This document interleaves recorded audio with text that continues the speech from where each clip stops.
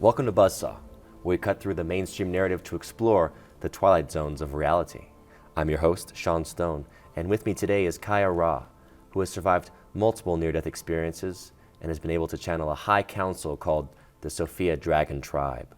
Her mission is to educate people on the divine feminine and help change the human DNA code. Kaia, I really want to start by asking you when you began to channel these beings, and according to you, they helped basically you survive when you were a young girl. I started working with the Ascended Masters and my guardian angels and the archangels at the age of 3, consciously. They began appearing to me to guide me between the realms of reality through these experiences safely, and then to come back to the earth plane safely, back into my body, and also to help me maintain a sense of connection to my humanity for the first half of my life. They were really guiding me through some difficult times.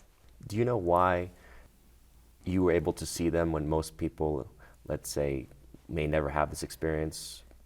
What was it about you in terms of your soul and your past lives that allowed this to happen? I've trained many lifetimes in the oracular arts, but I also experienced so many near-death experiences. I mean, NDE is the clinical term for it, but it was really like dying completely and being escorted into the light multiple times and coming back. So I always knew the pathways back to the source light from dying so many times. And they really became my friends and my allies to help me stay sane, really, until it was a different time for a different chapter in my life. And I know the book references Mount Shasta, the Sophia Code book. Mount Shasta is fascinating for a lot of people who are interested in the potential history with Lemuria, for example, this ancient civilization that Mount Shasta is supposed to be sort of a remnant from that time, and also the legend has it that it opens to the inner earth. So what have you found to be the power of Mount Shasta? Oh, Mount Shasta is one of my most favorite places on the planet. It's such an incredible sacred site. Truly a home to the Ascended Masters, the Archangels, the Star Nations. Well, so tell us about what is the Sophia Dragon Tribe, and what is that? Like, where do they exist? What is this? What does this mean? Yeah, so the Sophia Dragon Tribe, I met them when I was living on the side of Mount Shasta. I was taken into the light in a very unexpected moment. In that moment, all of reality, physical reality, was gone, and I was just sitting there with my laptop, and out of the source light, a voice came and called herself Sophia. And I was just in shock, and I thought, the Greek goddess of wisdom, but I didn't see a form. And she said, no, I am the divine mother creatrix of all life. And so we had this very poignant conversation about sovereignty and humanity's divinity, and that she had a high council of ascended master beings that were exceptional teachers on the sovereign divinity of humanity and how to activate the reconciliation and remembrance of that sovereign divinity within humanity's collective consciousness. So I had been working with the Ascended Masters and angels individually for my whole life. But when I met this high council, there were so many faces, and they were so advanced, and they came from really the highest spaces and places in the multiverse of form.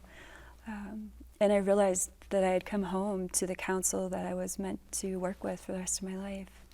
And why are they called the Dragon Tribe? I mean, do they actually look like dragons? Well, that's because of the Sophia dragons. So what's interesting in the Kabbalah, when they talk about the seraphim, they talk about them as the fiery creatures of God. They don't actually give them an exact definition. They just call them these fiery creatures. And when I was in the light with Sophia, there were these incredible white dragons that were spiraling like DNA helixes within the center of the light. And their scales were singing. They had eyes that would open and all of these angelic wings that would whirl in and out. And I couldn't see where they began or they ended. And I kept hearing the words holy, holy, holy, like over and over again. They were singing. And I realized that I was like at the throne of God or whatever would be parallel to those prophetic stories that you would read about in the Old Testament. That this was another version of that. And I asked them, like, who are these beings? And they said, these are the Sophia dragons.